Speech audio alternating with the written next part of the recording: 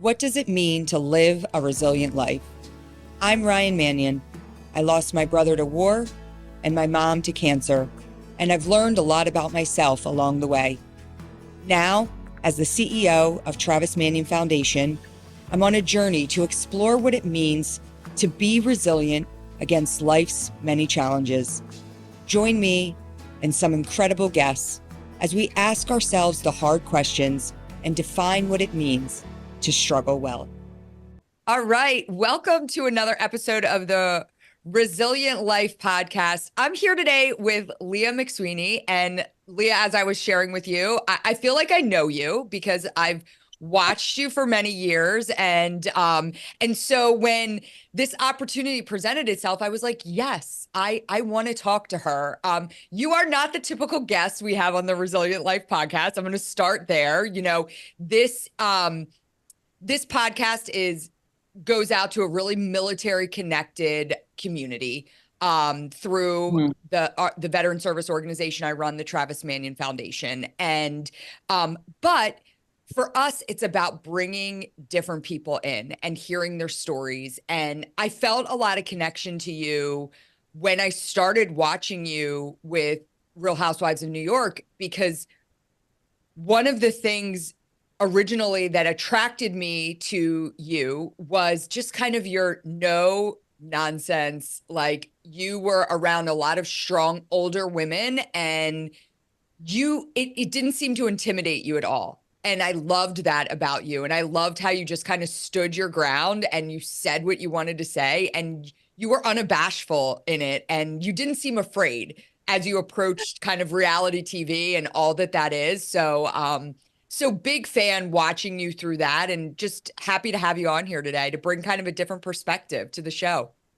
Well, I'm honored to be here, and I think what you're doing, like with your platform and your foundation, is amazing. Thank you so much. One of the things I wanted to start with is, you were raised by an Irish Italian family. I was as well. My mom's 100% Italian. My dad's Irish, and so I love that. yeah. I didn't know that. Wait, this is so cool because Irish and Italian combo is like so special to me. And there's like a connection I feel with Irish and Italian people for sure. Yeah. And, so obviously it was the Italian heritage was big because it was my mom. She was 100% Italian. And so it was always about the Italian side of things. And I actually just went to Ireland this past summer because my dad's like, we got to go. And he had never been. And just, I've never been either. oh my gosh, fell in love. So we did Italy and Ireland. And so I was like, I'm knocking all of my heritage off in one trip, and did like 10 days in Italy and then flew to Ireland, and it was amazing. And So when did your family like immigrate here? Because I'm like fourth generation born in New York City, so I'm very far removed from, not to say that we didn't have like a strong like kind of like connection to that, but we've been here for so long. so my mom's side, I still have cousins that live over there. So my great grandparents came over here. And so, but my aunt came over here when she was 15 years old. When we were there, we still have a family house there. The house that my grandfather was born in is still in our family. So we have a lot of deep roots in Italy. Ireland, little different. Yes, very removed from, a lot of generations before, but still just being over there and kind of understanding your heritage in a different way. It was amazing. So I'm so glad that I did it. And, one of the things when I was, again, reading your bio, but I kind of knew this kind of from watching you and your story, you were raised Catholic, as was I. I'm still Catholic. But you're in an all-girls Catholic high school. My daughter goes to. Yeah, it wasn't high school. It was till eighth grade. Oh, but yes. Eighth grade. Okay. But from pre-K to eighth grade, even pre-K was a Catholic preschool run by nuns. Okay. So all of my kids went to Catholic school. My daughter goes too. Yeah. And but at 14, you get kicked out. Yeah. And I love to explore that because I think a lot. I always say like it was just my brother and I. So my brother was 15 months younger than me, and he was just a good kid. So Mm. like a really good kid. He always made the right decisions. He Yeah. always listened to my parents, and I was very rebellious. And I look back at a lot of that and I try to identify because I've got really good kids. And and Me I'm like, too. oh Me my too. gosh, like if I had had me, I don't know what I would do as a parent if I had me growing up. Like I was bad, and That's how. my parents raised me really well. And Yeah. so it's like, and I was watching like kind of you growing up, and I'm like, you come from a, quote unquote, good family, right? Mhm. So Mhm. how did you end up in that place where you decided to kind of rebel against them and everything? Yeah. You know what, there's like so many, I've thought about this and I was in therapy for so many years and stuff, but I don't think that it had anything to do with with it, nature and nurture kind of thing, because Yeah. like me and my sister and brother are all also very different. Not to say that they haven't like done their own like rebelling, but I think it was like growing up in the city at that time, feeling very I felt very other than at the Catholic school. And, it was very gossip girl type of vibes. And I come from like a working class family. And not to say that like we didn't, we had everything we wanted and we were like well taken care of. But the amount of wealth at the school I went to made me feel very insecure. Yeah. And on top of that, like, I'm sure we're going to get into this. I'm in recovery, and I think that with addiction stuff, for me, think I was really born with it, and there was like a genetic component to it. So not every kid that ends up feeling other than at a school would go end up doing drugs or, rebelling in the way that I rebelled. Now, when I got thrown out of Sacred Heart, that was not really having anything to do with addiction issues, but like my behavior wasn't amazing, but it really wasn't horrible either. And I think I did get unfairly treated. I will say that, because, we weren't the, family with the last famous last name or like donating lots of money to the school or anything like that. So I think that's how that happened. But yeah. Well, I always there's this great urban legend. I mean, it's not an urban legend, it actually happened. My dad's one of 10, and his one sister, he has five sisters and four brothers. So five boys, five girls, and his closest sibling was my Aunt Trudy. They were just, a little more than a year apart. And she got kicked out of her Catholic high school for stealing a bus, the actual school bus, and driving the school bus away from the school. And so, Okay, Trudy is amazing. That is the best story I've ever heard. I'm sorry. and she's now a Kripalu yoga teacher up in New England, and just Of course she is. yeah, That makes sense. it Yeah. totally encapsulates like when I heard the story, I was like, yep, she did that for sure. But you did start using drugs and drinking at a young age, and you say that you feel like that was part of like that there was a genetic makeup to that addiction process. I really think there was. And addiction is such a like complicated thing because it's different for everybody. And some of it doesn't really, we don't fully understand it, Yeah. right? Either. And like we don't fully understand recovery either, because for me, recovery has a lot to do with like spirituality, which is kind of confusing sometimes. But I do think that there was like a genetic component, and it really didn't have anything to do with like the way I was raised or anything like that, which is the interesting thing about addiction, is because it really doesn't discriminate against anybody. Yeah. It's so true. I had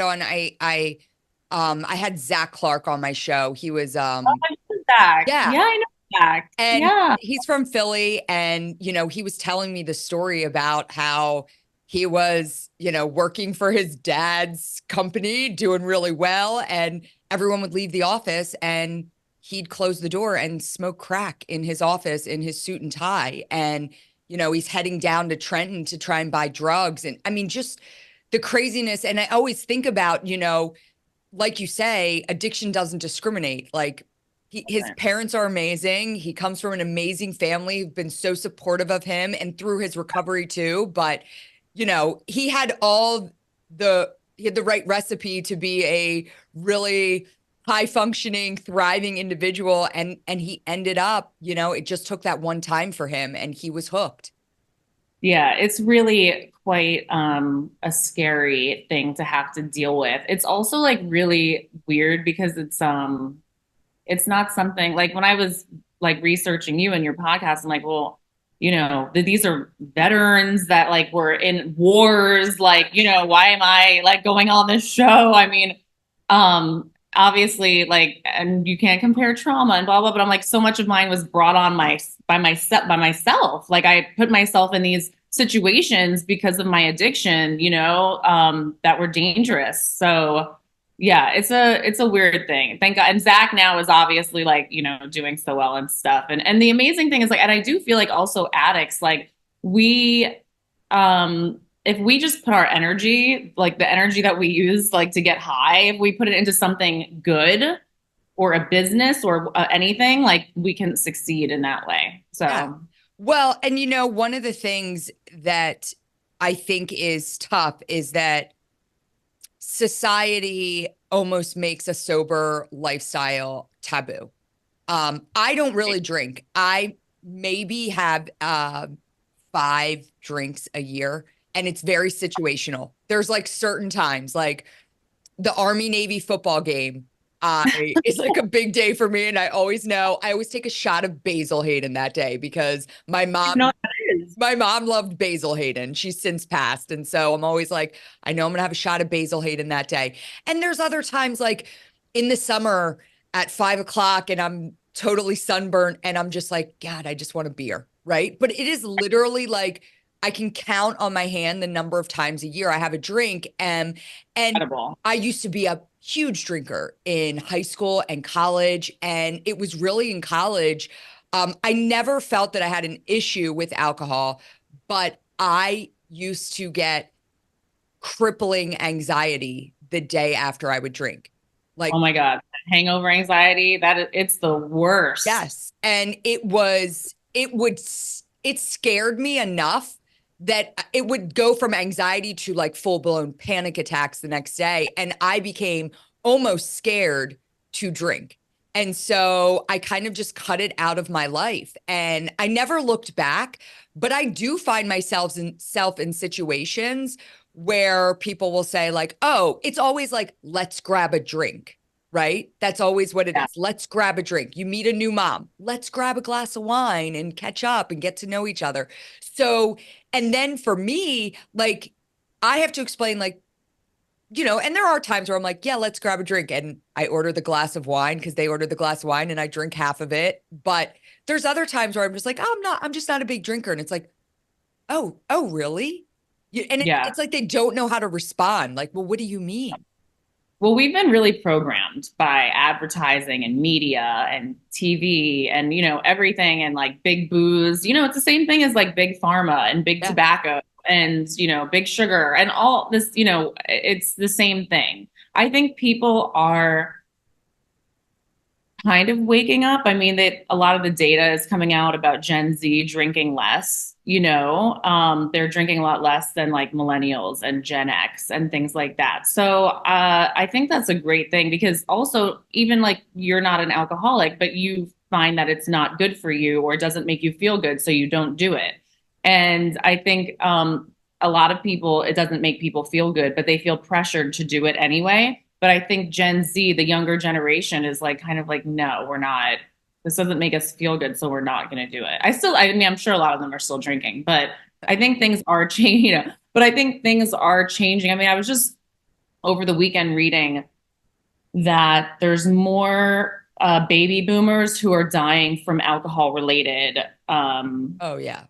issues than any other generation, and it's like catching up to them, and then of course the pandemic, people started drinking more, and it's obviously so much more socially acceptable than like doing drugs. Obviously it's legal, it's celebrated, it's like camaraderie and it beautiful bottles on a shelf, at the bar. And there's a lot of alluring things about it. But I think if we think about what it's really doing to people, you know, I think it's important to think about that for sure. Yeah, I mean, I'll tell you that if I look back over the last like 20 years of my life, the time that I drank the most was during the pandemic. Hmm. Because I felt like I had no other outlet. I was just stuck here and it turned in, and it wasn't like heavy drinking, but probably every day around 5 o'clock, I'm like, all right, I'm gonna have a high noon or a truly, I was drinking like the hard seltzers, and it was Right. almost like out of boredom, really like sheer boredom. And I didn't know, I'd already worked out, I'd already done work, but work was essentially shut down. Like there was nothing else to do. And I'm like, okay, I'll get a little buzz on. And so then I can just go to bed. I don't know. I mean, and so I feel like a lot, and I gained 10 pounds and we came out of the pandemic and I felt like crap. I just was like, oh, Well, I mean, I think a lot of finally, there's all these studies coming out about how harmful the lockdowns oh were, yeah. obviously. I mean, we can go there if you want to. Yeah. Well, But no, I mean, yes, it was, it really it is. And people, were dying of overdoses and suicide, and children are now, a year behind in learning, and it's really, we're all still reeling from that time. now are you actively in AA? I am. You are. Okay. So I have one of my closest friends is a addict and she's been in AA for many years, and I mean it is her life. And she will it's so funny because she does my hair Which and is great. This color blonde is very good. oh, thank you. Yes. Well, and I'll talk, obviously with your hairdresser, you share more with them than you do anything else. But she's also a dear friend of mine as well. And I'll talk about things and she'll bring it up to like practices in AA, and it's so interesting how, and she almost gets a little judgy about those that aren't in AA but are alcoholics or addicts. And she gets like, well, that's going to be a problem for them going. I mean, whatever they want to do, there's no judgment, but she believes in it so much that, 15 years later, she still goes to meetings every day. Like it's such an important part of her life. I am someone who's just like whatever works for people. Yeah. You know what I mean? Not like totally like I love it for myself, obviously, but like I'm sure people can get sober in all sorts of ways, and that not everybody needs that, and not everybody is an alcoholic. Some people just are, drink too much and have to stop, right? So I think there's all different ways. So you get sober and then you get the opportunity to go on reality television and you start drinking prior to that, right? Yeah. Yeah. So actually I had relapsed after 9 years of not drinking. And I think it was because I wasn't going to meetings, honestly. Because and also like your brain, with addiction and alcoholism, denial is like such a huge part of it Yeah. when you're, and so your brain can like play tricks on you too. Well, I stopped so long ago and I'm in a different place now, and I'm sure I could have a different relationship with alcohol. You know what I mean? Things like that. Well, and it So was I very obvious to the viewer, me, who you're basically saying all that. You're saying like, "Oh, well, I think, yeah, I yeah, mean you're anyone who's watching knows that I'm yeah, lying. telling the viewers like, listen, I'm in a different place. It's just, Yeah. it's situational for me. And then we're watching you get blackout drunk and we're like, no, you really should not be drinking. Really should stop. Yeah, you should really stop. The crazy thing is that I stopped. So it's April 1st right now.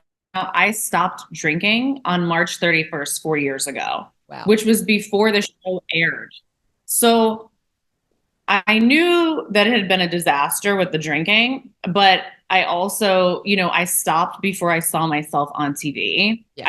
I knew I had to stop, and I was quarantined, and I was like my kid's father. We were quarantined together. We're not together, but we were all quarantined as a family. And he was like, I am not dealing with this shit. Like, Yeah. you think you're going to be stealing bottles of wine and drinking them like in another room and coming down drunk? Like, you're crazy. Like, I will throw you out of this house, you know? So I'm like, shit, I better, you know, I have to stop drinking again. So, and then I had to get sober again, like during the pandemic. That was the whole thing. But then I saw myself obviously on TV, and it was really nerve wracking. And I also had to do confessionals because we filmed the confessionals like after, you know, so I had to be like, pretend that it was like I felt great about drinking, you know what I mean? So it was a really weird mind experience for sure. And then everyone like loved me drunk. Everyone like thought the drink that like me drunk was like so funny and so great that I was like this is like such a weird thing. Like, cause also you're not seeing the bad parts because they're editing it to make it funny and make me seem funny and not showing the other parts that weren't too funny. Well, you looked like a fun drunk. I'm not going to lie. Like you appeared Right, like a right. fun drunk, but you clearly were getting to the place where you knew that as a viewer, again, you knew like, okay, she has a clear issue with alcohol. Yeah, I think that was to everybody. But you also look at like, you know, I watch, it is a guilty pleasure of mine. I watch The Real Housewives, all the different series, and, you know, you watch Kyle now, and Kyle on Real Housewives of Beverly Hills stopped drinking, and she's been living, and she's almost been judged for it. Like they literally were saying in the last season, you're not fun anymore. And they're judging her because she's working out when they went on a Vegas trip. And they're like, this is weird. There's something wrong with her. She woke up at 6 a.m. and worked out. And I'm like, this is not reality. Like, this is not reality. Right. Like a lot of healthy and functioning people wake up and work out Right. and like wake up and drink, you know, like, yeah. And then also, I don't know what her deal is. Like, I don't know if she just like stopped drinking 'cause it's like better for her, or if she's an alcoholic. I have like no idea. But for me, for an alcoholic who like, it's not like I want to like, I didn't stop drinking so I could work out at 6 in the morning. You know Right. what I mean? I stopped drinking because like literally it's going to kill me. So, and the worst fear for like an alcoholic is like for people to be like, you suck now. Like you're not fun. Like, you know what I mean? Sorry, I curse a lot. Right. So yeah, that's like a real thing. I mean, now I'm like, okay, whatever. I would rather be called like to be called boring is like what I'm trying to, that's like a huge compliment because really I'm so chaotic when I'm not sober. Well, yeah, I mean, and I look at that again, you know, going through my late 20s and 30s, as someone who didn't really drink, and I watched kind of some of my friendships, um, and my friendships with, you know, my group of friends were almost different. Where like my friends would call me to do one thing, but then they wouldn't call me to do another, and they'd be like, well, we know you didn't want to do this, and I didn't, you know. And I'm Mm. like, yeah, you're right. But then you see these moments, because as the person who's largely sober and aware of everything that happens, you know, I'm involved in these nights where you watch the night, you know, and you know when the night kind of turns, right, where everybody's drinking and then it goes to that other place, and I'm They're like, always the one like witness to that. Well, then you see mm. these like love fests between your drunk friends where they're so wasted that they're hugging each other and they're like, I love you so much. And I'm like, I'm not in that place, right? Like, I love them so much too, but I'm not, you know. And so you see these almost like drunken bonds being formed. I don't know if you've ever seen this or been, yeah. And it's just like, okay, I'm like on the outside because I'm not so wasted that I'm going to fall over on you and tell you how much I love you.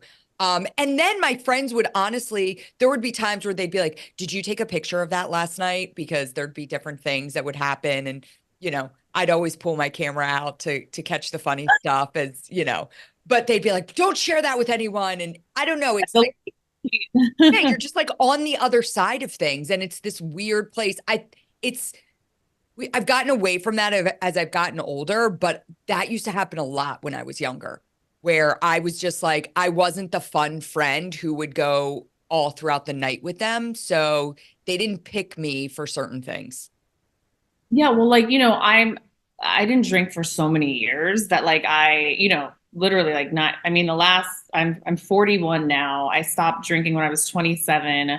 I haven't drank in now 4 years plus nine. I haven't drank in many years. Yeah. So it's not even like an issue. I mean, when I was younger, I would still go to clubs and stuff. Now, obviously, I don't do that. And I'm like, I have no interest in it. I'm not going, I go to bed at like 11 p.m. So I'm not out or seeing that, or I don't have friends that are really doing that either.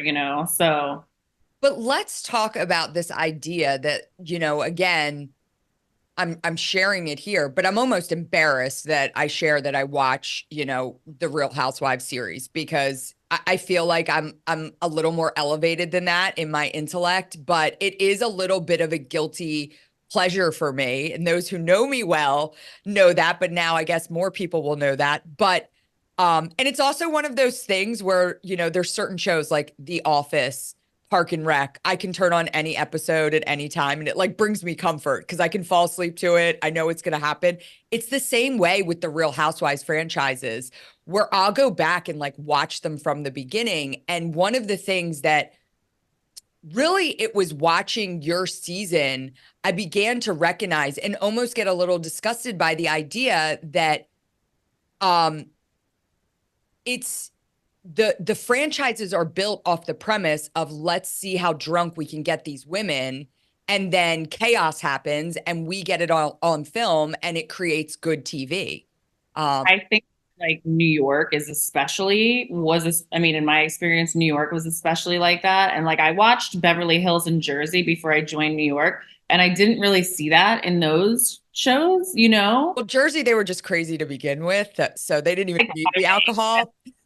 They have like the deep Yeah, family trauma they're dealing with, right? So there doesn't really need to be like alcohol. yeah. And the Beverly Hills women, like, I felt like were behaving, they're like too worried about their images to like get totally plastered. But like the New York show was quite different, I learned. And yeah, I think when I went back to season 13 and was sober is when I really saw with my own eyes, as sober, clear eyes, that things were like not okay. Like I'm like, wait, this isn't like how you should be kind of dealing with people who are having issues like this. Yeah, and I mean, I think just again, I think it's such a poor reflection of what the middle-aged women should be doing and should be reflecting. Unfortunately, it's what makes good TV, right? Um, I don't believe that because I feel like I watch shows that don't have, of course there's moment, like of course the Tiki Torches was good TV. Of course, like the Morgan Letters is good TV, right? Okay. But I'm like, are people really watching for that? Like that's crazy. Or have people gotten so desensitized now that it's like if there isn't that, like it's not enough, right? well, Almost. yeah, I don't know if it's like the alcohol, but I think it's more the drama, right? Like I Right. always say, we have so many amazing things that we do at our organization, at the Travis Manion Foundation. We have a group of 250,000 veterans and families of fallen service members and inspired civilians across the country that are literally transforming communities in the work that we're doing. But the things that will get us on air have to be how we can tie into a controversial issue as it relates to a certain, a bill that's about to be passed that we disagree with, or it has to be, there has to be drama to it. And I always say, like, anytime I get a good TV hit, I get really excited and I'm excited to talk about really awesome work that we're doing. And they'll spend the first 5 minutes of a 7-minute interview wanting to talk about my brother's death because that's drama, right? That's tragedy. And I'm like, you guys have heard this story before and I want to share, but I want to share what is happening because of the legacy that my brother left. And it's Mhm. almost like that doesn't pull good TV. And so you look at that, I look at it from that perspective of um how tragedy and drama can like play into. And when I say good TV, that's what I mean. Well, first of all, I did read about your brother. I read everything and I'm so sorry, but also like how amazing that you are. Like his legacy has now become this amazing like foundation that you've created. And like, it's just absolutely incredible. But I love that you're like talking to this like bigger story of like media and like what we want to, and all, yeah, like media and press and like what clickbait and like what people, why we're drawn towards tragedy and all of these things. And like I never really thought about it until I was like in it and on the show and like dealing with the fans and the people who are making the show and like seeing how like this like dysfunctional relationship works, where I'm like, this is like not who I am, and this is like not something that I think is like good for anyone that's on it or watching it or anything like that. So yeah, I mean, I really just watch scripted shows now. So at least, I mean, there's tragedy, but it's not real. Yeah, exactly. Well, one of the things you're doing now too is you've started a dating app. Yeah. And this dating app is for people It's for living sober it's for lifestyles. sober lifestyle. So if you weren't married and in a relationship, you would be perfect for it because you're someone who only has 5 drinks a year. And that is like a sober lifestyle, Yeah, you know? So it's not just for people who are in recovery, right. right? Or had a drinking problem. It's for people who don't want their lives don't revolve around drinking. I love You that. see what Well, yeah. and it's so funny because when I was reading about this dating app, so I Saturday night I had my friends over. They immigrated here from Afghanistan when Afghanistan collapsed. And one of my friends, Mohammed, he is young, he's 27, he's so good looking, and he has been talking to me for the last 2 years about how he wants to meet an American woman, and his parents still live in Afghanistan and they want him to meet an Afghan woman, and that's what they want, but they've started to open up to this idea that they would be okay with him dating an American woman. And I'm like, and he was telling me about this woman at the gym that he sees, and he says, yes, she likes me. And I said, well, how do you know what do you talk about? He goes, well, we've never talked to each other, but we look at each other and the looks we give each other, I know she likes me. And he's Ramadan ends on April 9th. So he said after Ramadan ends, he wants to talk to her. And I said, well, what are you going to say to her? And I said, why don't, he said, well, what should I say? And I said, well, why don't you just walk up to her and, ask her what her name is and ask her if she wants to grab a cup of coffee. And my 17-year-old daughter, told me that that was lame and that he should walk up and ask her what her snap is. And I was like, okay, whatever. But like, find a way to communicate with her. Well, then he says to me, I'm afraid that she's going to ask me to want to get a drink. And that he doesn't drink. He's Muslim. And I was like, I'm like, well, I said, well, just explain to her that you're Muslim and you don't drink. And he said, yeah, but I don't know that anyone would want to date me that drinks. And so I start looking up Afghan dating sites, which there are dating sites for Afghans, but it's for them to meet other Afghans. And he wants an American woman. And literally Sunday, I'm doing our prep doc and I'm like, oh my gosh, this is where Muhammad can go. For Muhammad, Yes. honestly. That's a lane I didn't even think about. The Muslim community is The Muslim community that wants to perfect. date, that doesn't want to just date people within their own, Yeah. he wants to branch out. He's open to new experiences. He wants to meet different people, and he likes the American culture. He likes that it's not so rigid. But he's not willing to bend from his Muslim teachings of no alcohol. And so, for him, I was like, this could be perfect. That's so funny. Yeah, it's called Club Pillar, and really excited about it. We're launching the actual app in June, and I just think it's just so necessary and it's so needed, and it's so. I have a 17-year-old daughter too, and if I told someone that dating advice, she'd probably like tell me I'm lame, also, which every day. So. Well, one of the things I, again, watched you with your daughter on the show, and it seems like you have such a beautiful relationship with her. I tell her I love her so much, like 5 times a day. I don't know if it's normal, but I really, being a mom has been the greatest gift. I'm going to get emotional of my life. Yeah, I mean, I've got three kids. I have a 17-year-old daughter, a 15-year-old daughter, and a 9-year-old son, and I feel the same way. Um, I it's funny because, my 17-year-old daughter is very supportive of everything that I do. I would almost say just as much as I'm her biggest cheerleader, she's mine. My 15-year-old daughter, I'm, super embarrassing. So, I have a little bit of a following, and just in that, she doesn't want any pictures of her posted. If I post something Yeah. that's embarrassing to her, she'll literally DM me and say, "I'm going to report you to Instagram." Like, that's her famous thing. Mom, I'm going to report you to Instagram. And it's just, but for me, being a parent comes with our kids seeing us struggle as well, right? Like, Yeah. I think a lot of when I was raised, I was a little bit shielded from everything, where my Yeah. parents did a really good job of like me not understanding like the adult stuff, right? And not wanting to expose me to the adult stuff. I think for my kids, I feel like I have such, and my mom and I were so close, but I didn't tell my mom anything. You say you don't know everything about your daughter's life. Like, I didn't tell my mom anything when I was in high school. Like, I didn't want her to know anything. She knew and that's kind of how my 15-year-old, like, how's school? Fine.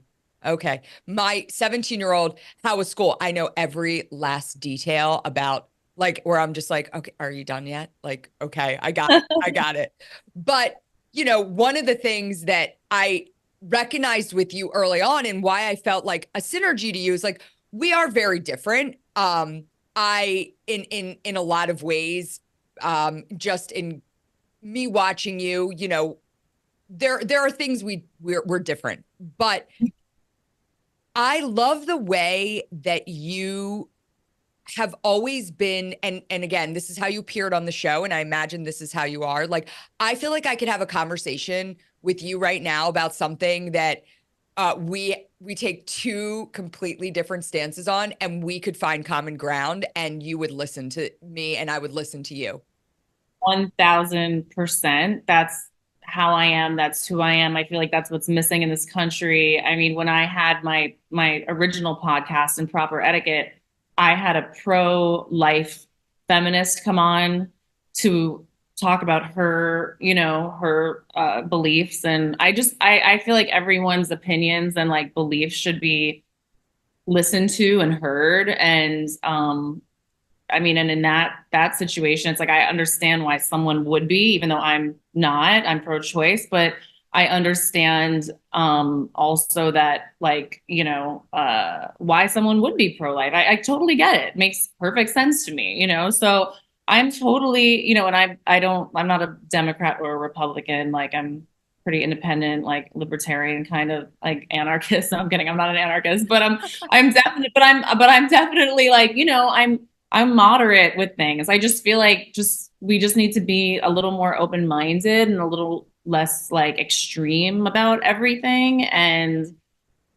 that is what's missing like for so many years, like in the country and in our government. And it's like really kind of a sad situation that I try not to even think about too much anymore because it's really depressing. But in my personal life, I try to be like that, with everybody. Well, again, I always say I think that the vast majority of Americans, whether or not they agree on every single thing, they can all come together. And then there is just like two super polarizing sides that are the loudest and make the most drama. So Exactly. that's what Yeah. you see. That's what's out there. But this large swath in the middle, like it's not a fun story. It's not a dramatic story. It's like, yeah, we can all kind of find commonality with each other. And so that's what doesn't get the press, right?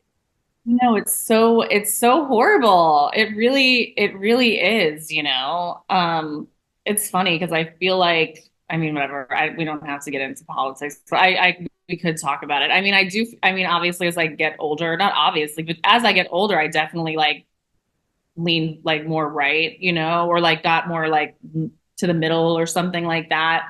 But I also feel like what's interesting is this younger generation is because of all of the like stuff that's going on at schools and things like that. I feel like their rebellion or their counterculture could be rebelling against that and like becoming conservative. So I feel like the Democrats are like making a mistake by pushing things down like kids' throats at school and stuff because they're going to turn into the other side that they don't want. That's just like my theory. Yeah, I mean, one of the things we do, and I talk about it a lot on this show, is we have a character development program through the Travis Manion Foundation. So we actually train veterans to go into schools and mentor youth and talk to kids not about, different politics but talk to them about things that are important as they go into the world.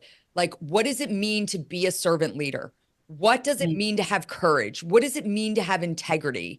And these are things that we're not talking to kids about. And it's just like we've been so consumed with each side pushing And their, so, yeah, social media is a huge problem with it. And obviously TikTok and Instagram and Facebook and the things that were shown and the things that are the young people are being shown. And also the like the cancel culture stuff is so crazy. And like a kid making a mistake at like age like 12, you know what I I mean? I always mean, say if this cancel culture existed and social media existed, I probably would have been canceled when I was 17.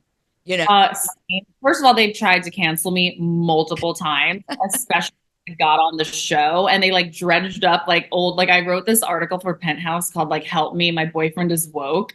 And then like the thing that confused people, like I'm like, people don't like when they can't put you in a box, you get called like so many, like they're like, you're like a Republican, and they'd be like, "You're a libtard," I'm like, "Which one is it? Like, what am I?" Like, you guys are so confused. I literally said, like, on national television, I don't feel like voting because I'm like depressed about the choices. So I'm not sure how anyone could call me woke, but I was just keeping it real, yeah. I was keeping it real. So the cancel culture stuff is crazy. The mob mentality, the like hysteria over things, like, just I mean, I think the hysteria over that the kid, remember the kid with the Native American guy, and then he sued. What? Oh my God. But also, I think the hysteria over drag queens is crazy. So from coming from the conservatives. So I'm like, everyone needs to just like stop and like I oh do yeah. say to that, though, I will say to that, I think you should be a voter.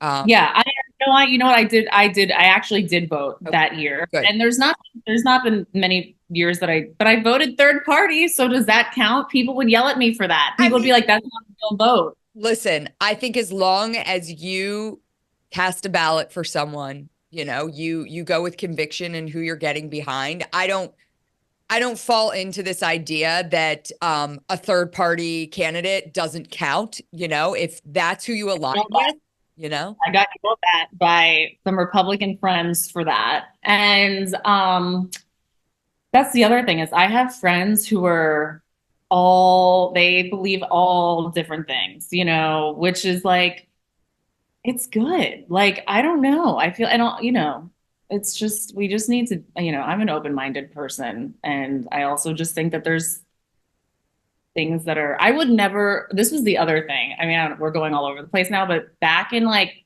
2000, I guess when Trump was president or when he was becoming president, 2016, 2017, this really big, I'm not going to say who, but someone I followed who I respected and, tweeted something like, if your family votes for Trump, you should not have Thanksgiving dinner with them. You should stop talking to them. And I said, how dare you Yeah. say that to people? Like, I would never, ever like cut off a family member for who they're voting for. I would cut off, I don't even know if I'd cut off a family member for anything, but it makes more sense if a family member said something horrible or racist or has some crazy weird beliefs, but just based off of a vote, like I don't buy that. Like I don't that's an extreme way of thinking, and it's a very weird way of thinking. It's an And extreme way of thinking that's become very normalized in the last several years. And I think that's what's really scary about where we are today as a society, that I don't care who you vote for. I don't care who you support. If you and I can get along and we can do good together, like, I love that. And frankly, I love talking to people that I may differ from and have different viewpoints on. Like, I think that's what makes this country so great. And that's why it is the greatest country in the world. Because guess what? There's a lot of countries out there where you can't vote for who you want to, where you can't have your own freedom of thought. And imagine living in a world like that. And, you know, we become dangerously close to picking up some of those practices when we make stances like that, like cancel your loved one, don't sit with them because they voted for whoever.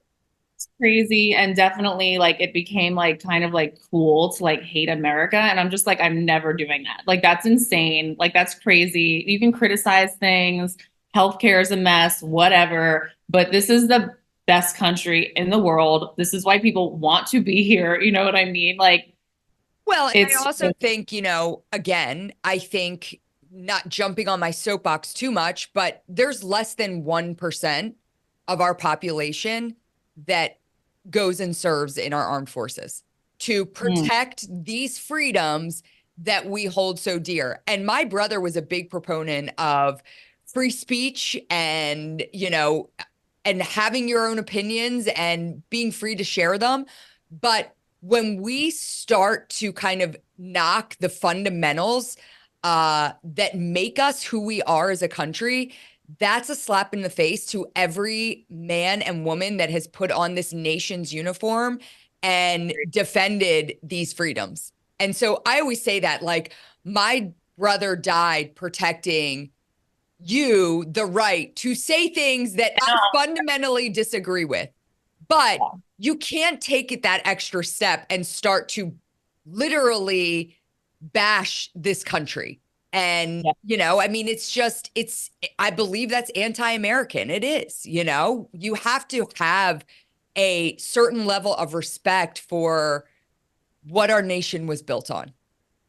I mean, listen, I've had to see American flags being burned at rallies in New York City since the October 7th massacre in Israel, and it's very frustrating. But I also know that it's like, where else can you do that and not Right. like be like maimed? You know what I mean? Like, but it's yeah, it's a sad state of affairs, you know.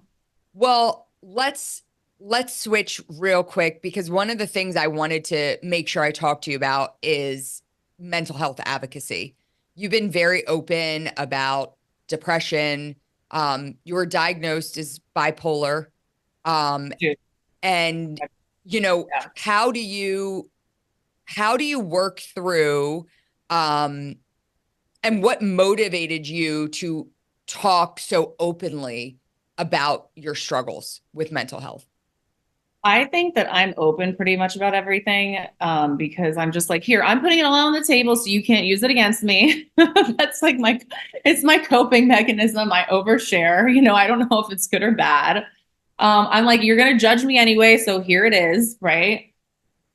But also, I'm like, especially after the pandemic, like, who the hell hasn't, like, and obviously some people are more prone to depression or anxiety than other people. But if we don't talk about this stuff, then there's this shame around it. And that's how we like kind of break the shame cycle and the stigma of like, oh, you're just crazy or, whatever. And I just really felt like I had no choice but to kind of speak about it and connecting with other people who are going through substance issues, mental health issues, and, you know, connecting with people. That's the kind of stuff that makes me feel like it's worth dealing with it, you know, and it helps me too. I just think it's important to kind of, not that everyone has to be open about it, but for me, it's important to be open about it because I feel like it helps. What is the most critical piece to the puzzle to maintaining your mental wellness? Oh God, there's honestly there's so many things. It's not only, see, it's weird because I do take medication, but I also, some of this stuff has to do with my own choices. And I have to be really cognizant of like when I'm getting stuck in negative thought patterns, or if I'm like not exercising, or if I'm just like, you know, it's kind of sometimes as simple as that. And when I really went through a really dark time a couple years ago, and I did go to a hospital for, you know, for depression. And when I got out, I was only there for a week, but I had to um nurse myself back to like, you know what, routine really helped. I think after someone has like a breakdown, kind of like routine, oh my God, getting up at the same time, like I don't have to do it anymore because I'm like in a better place. But I know from experience and from like people who I'm close to, having a routine, waking up at the same time, going for a walk, getting daylight in your eyes, you know, eating some protein in the morning, like writing a gratitude list, you know, there was like a 7 month period where I was like, it's kind of almost embarrassing. Like, I really have to say it's embarrassing just because I know the people who listen to this and what they've gone through. And like, I have, like, sometimes I'm like, you know what, this is just my own, you know, brain issue. It's not like a traumatic event, right? Not that I haven't had some of those, but not on the same level as, you know, someone in the military. But and I've read a lot of books about PTSD, which obviously they talk a lot about veterans and what they've gone through and stuff like that. So, but you know, I think having a routine and like being in therapy is super important. And surrounding yourself with like-minded people who like support you and love you, and, you know, community and God. I mean, God is really the top thing, but I feel weird saying like God helps you like get through mental health issues, because when someone's really struggling, sometimes you can't just like pray it away, and that's real. But but when I am in a spiritual place and I am praying every day, that is when I am at my best. So really, like, the power of prayer and a higher power and God, whatever God is to you, that is it, it will change my entire everything. Because if I can just zoom out and say, look at everything I have, I don't have to, I can get out of this. I can get myself out of this mode that I'm in. That's really what it is. Yeah. And I think, again, when you look at, you know, mental health and your well-being, you know, whether it's from a traumatic event, you know, or I was diagnosed with PTSD. I never fought in a war, but listen, my brother was killed. 3 years later, his best friend was killed in Afghanistan. And 2 years after that, my mom died of cancer. So in the course of 5 years, I dealt with a lot of loss. And I remember getting diagnosed with PTSD and I was like pissed off. I left the therapist's office. I went home. I called my best friend, whose husband was the one that was killed in Afghanistan.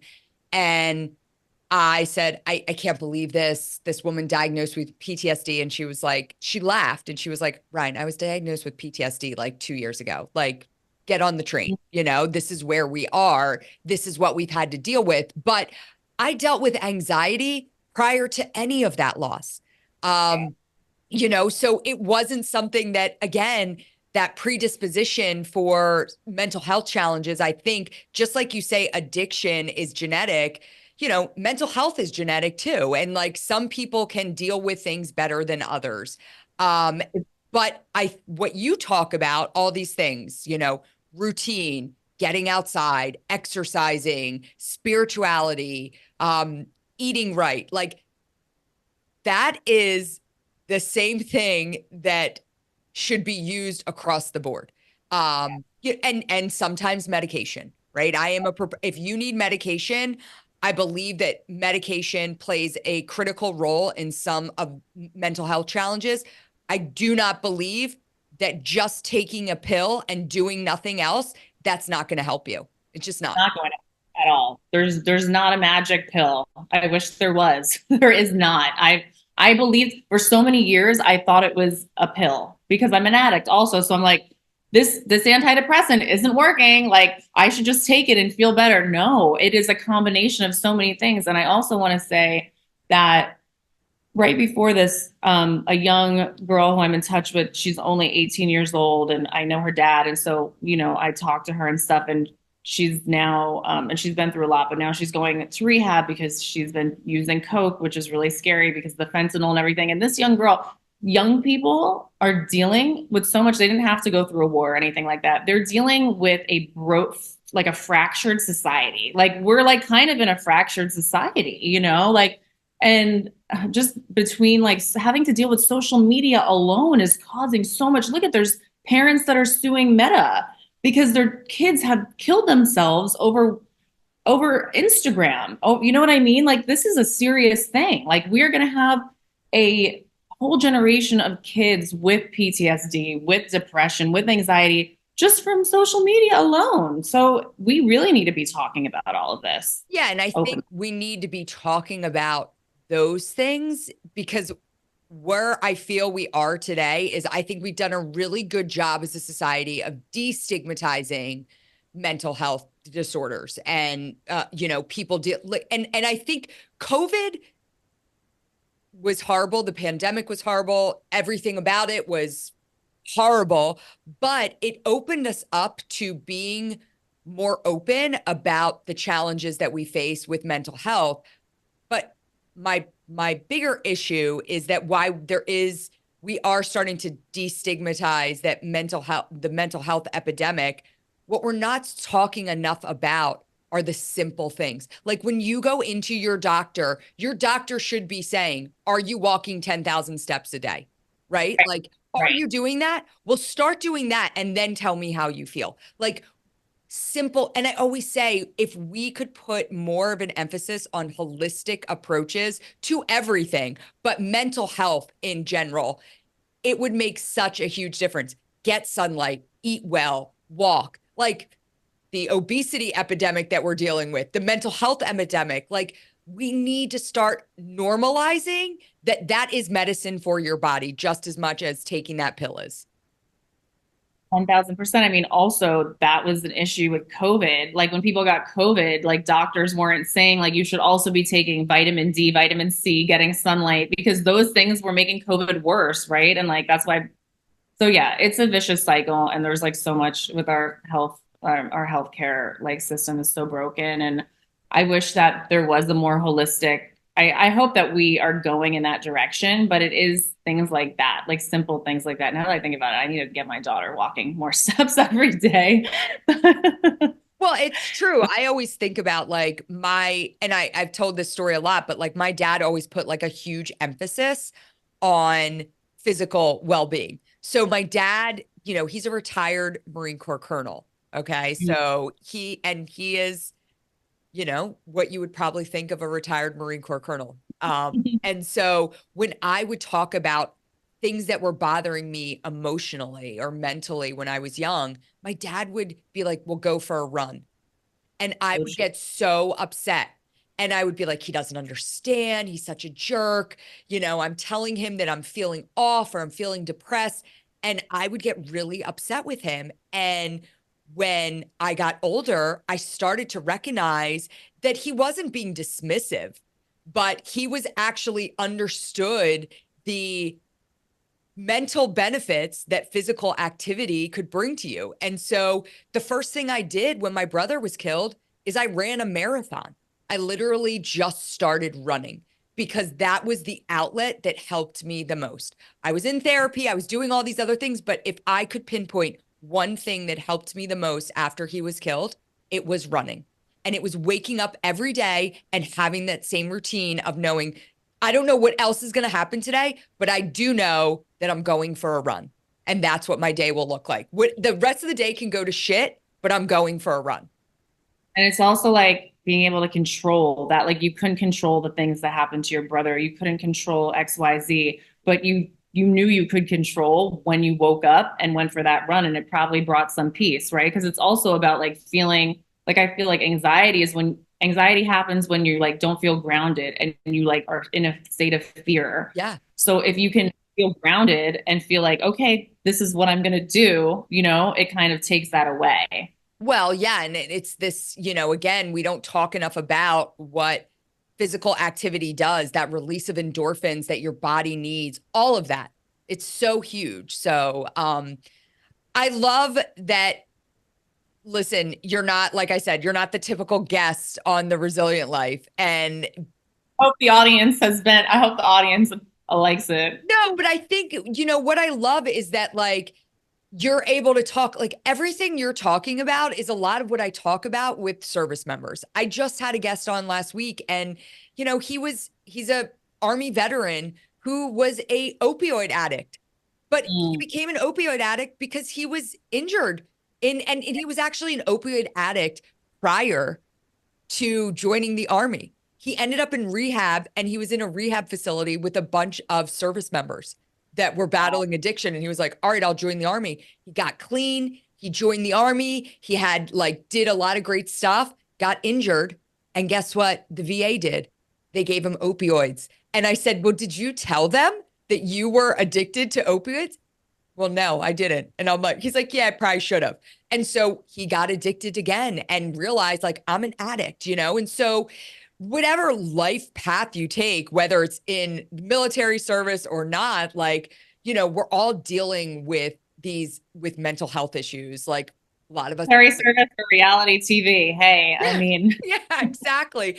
And and a lot of that is what, like, kind of getting back to the beginning, like, I think what I loved about watching you was that, and I watch a lot of these franchises, and I don't relate to any of these women at all. I think they're, they're clowns.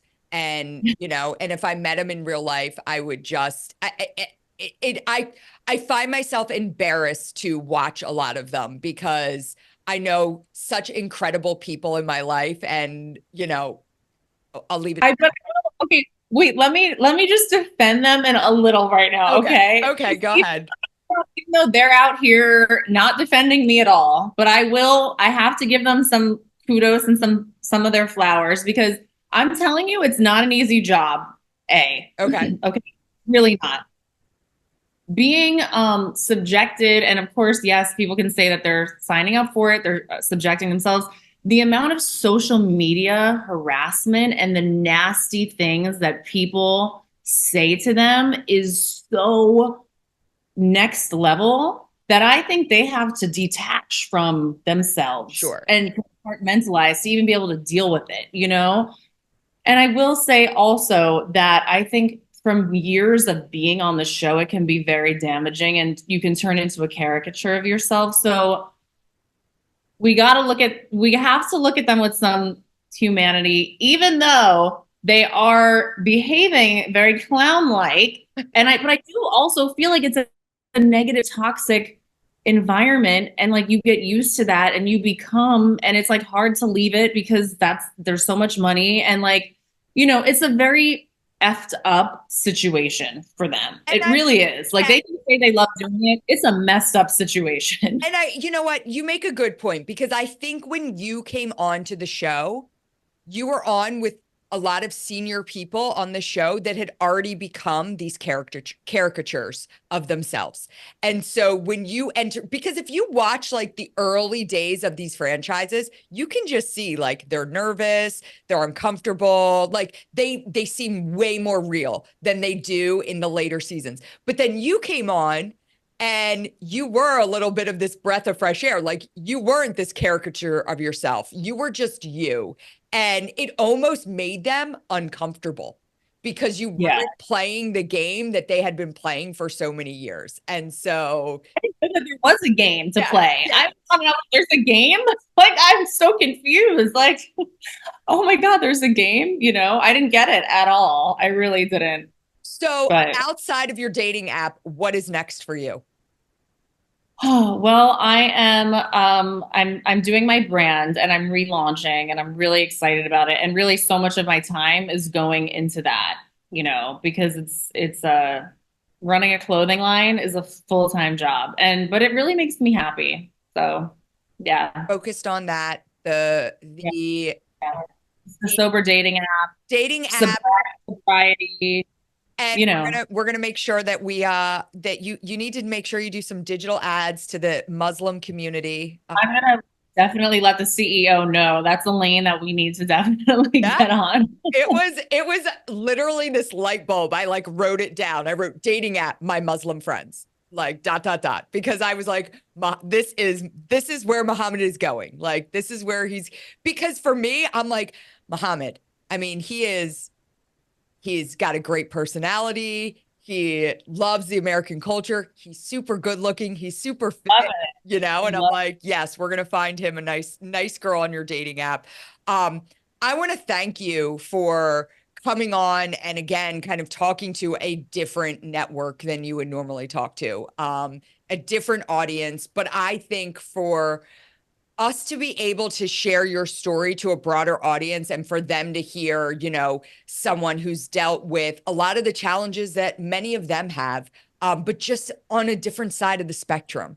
I think it pulls into what we were saying a little bit ago, that like we are all this melting pot of people that have really similar experiences, just in different places, the human experience, like we're all dealing with the same freaking emotions. Like there's nothing new being written, Right. like we can read books from hundreds of years ago or whatever. It's like we're dealing with the same stuff. Yeah. Love, insecurity, heartbreak, I mean, everything, ego, death. I mean, it's like life is crazy. We're all in it. Well, Leah, you've obviously dealt with a lot in your life, and I love that, again, you put sobriety first and foremost, and really trying to normalize the idea that sobriety is cool.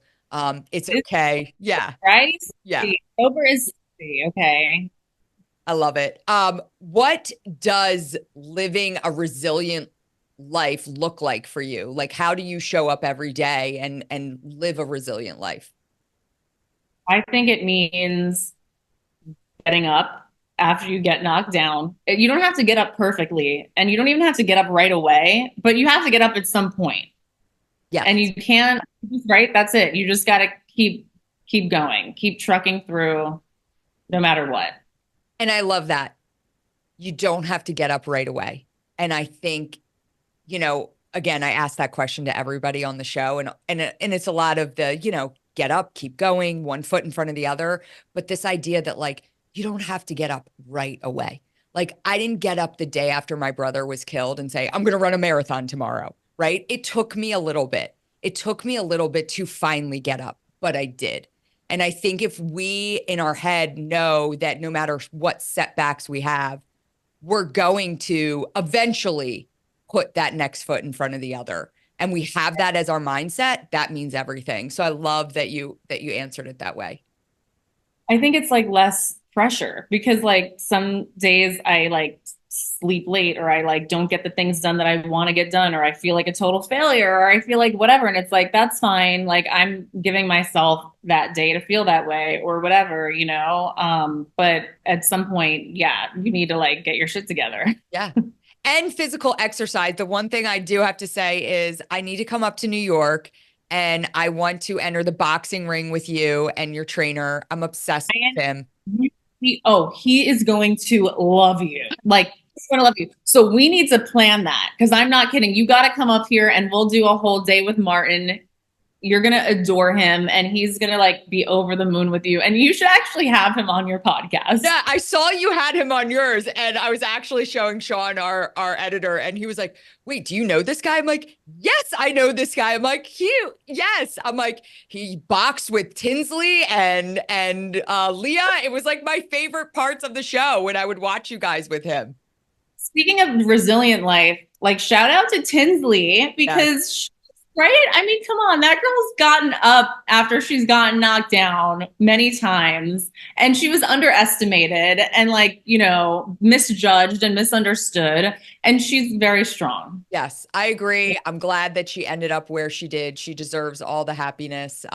It was awesome to watch you two together. So I thank you so much for being a guest on The Resilient Life. It was awesome to talk to you.